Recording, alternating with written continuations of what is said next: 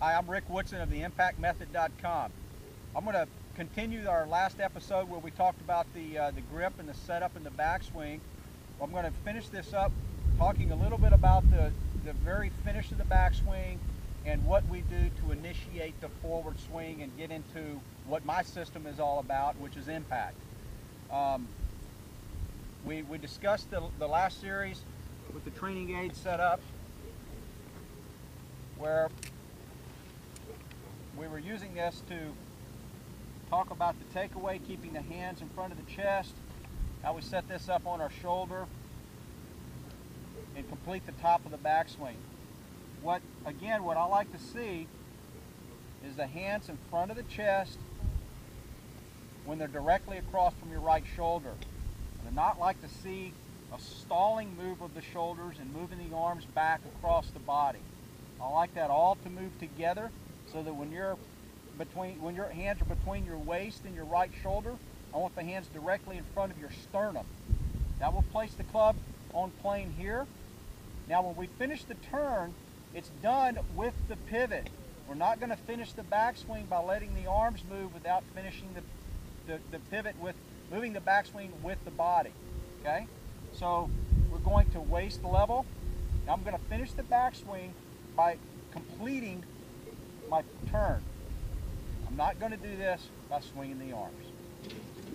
If we can maintain that relationship between the arm swing and the body pivot, you're going to be able to create a much more consistent impact position. Okay, we completed the backswing. Now we're going to talk about two flaws that I see in the forward swing. The most common is the dreaded over the top or out to in move, where the upper body is starting to move the club down without moving the hips forward. You have absolutely no chance of creating correct impact, which is what my system's about, if you make this move on your forward swing.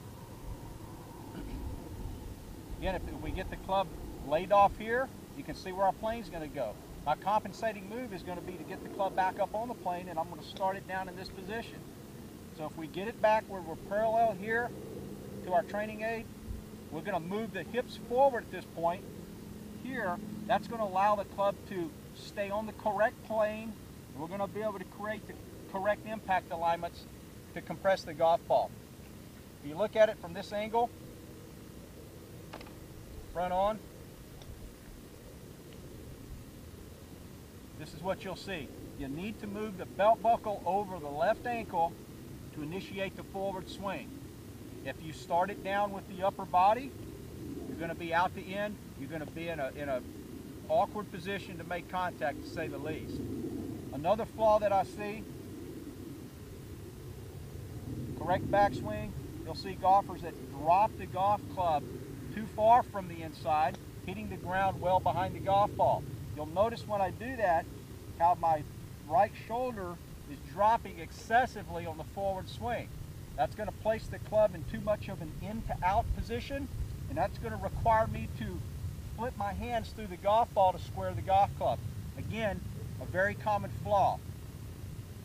So when we're starting on the backswing, moving the golf club to the top, I like to see the lower body shift into the weight shift over into the left ankle, and that's going to unwind my shoulders. That's the correct sequence to begin the forward swing. Let me strike one for you and we'll show you what that's going to look like.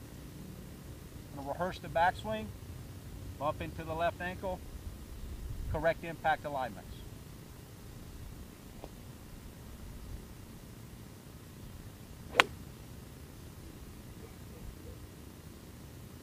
That's all you need to strike the golf ball correctly. Give that a go.